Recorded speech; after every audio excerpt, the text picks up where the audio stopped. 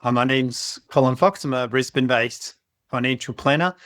This video is about a client's couple that I met with recently and their journey through financial advice. We'll talk about Max and Ursula, two of my favourite clients actually in the last 12 months. Came to me looking for some clarity on retirement. They were early 60s, considering retirement. They felt they'd retire at 75. They felt that's the best they could do and enjoy their retirement at that time. They were looking for clarity around could they do that, wanted their super reviewed and to review options to reduce tax, and they're also considering an investment property. So they got pre-approval for $1 million to buy an investment property. So they wanted to chat about that and how that fit within their financial planning goals. So a bit of background. So yeah, early 60s, good income, around the 120 to 130 each, about 800,000 in super combined. A little bit of cash in their offset accounts and a mortgage of about.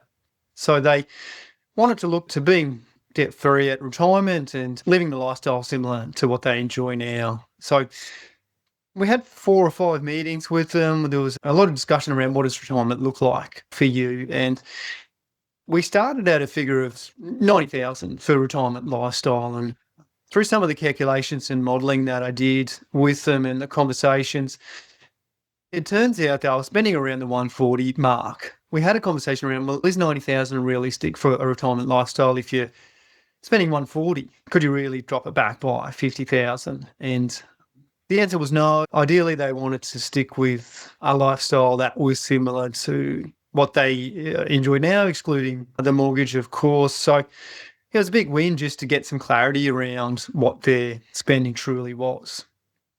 What we also identified through the meeting process was Ursula had actually changed jobs since she turned 60.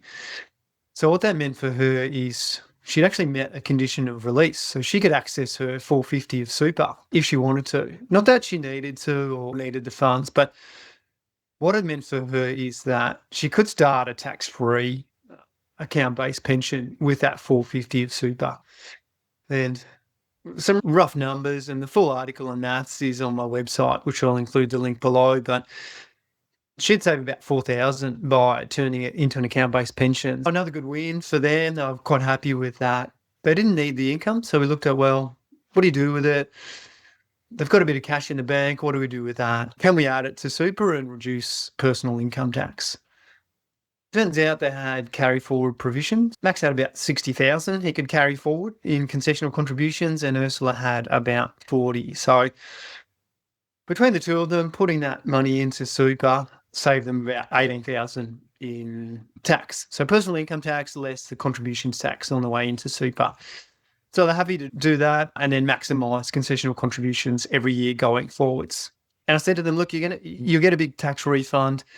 Conversation started to turn towards holidays, or what will they do with that? And I said, look, stick with me. Let me be around long term. And so when that tax refund comes, you can do what you like, but the advice would be pay down a chunk of that debt and look to put some money into super, whatever's best at the time. So they're happy to partner with me and ongoing to make sure we can manage things together with the view to also tracking that 400K debt. It's important to get rid of that as quickly as possible. So we look at what was possible, and they were doing okay. They had good incomes. They didn't actually need to defer retirement till age 75. They could actually do it at 70 and still meet that 140. So the true living expenses with good advice, tax savings, good investments, and a good structured plan, they could hit the goal at 70. So they're really happy with that. Obviously, it's 5 years sooner than 75. So we started planning towards that. The property, we ran the numbers and I said, look, you can do it if you like. Timeframe's a bit on the short side, but if you're hungry for it, you can fit it within your cash flow, but it will buy a little bit. Ultimately, they said, look, if we don't need to, we only wanted to do it because we felt we had to do something big. But if we don't need to, we won't. We'll keep the cash flow we've got now. We enjoy it.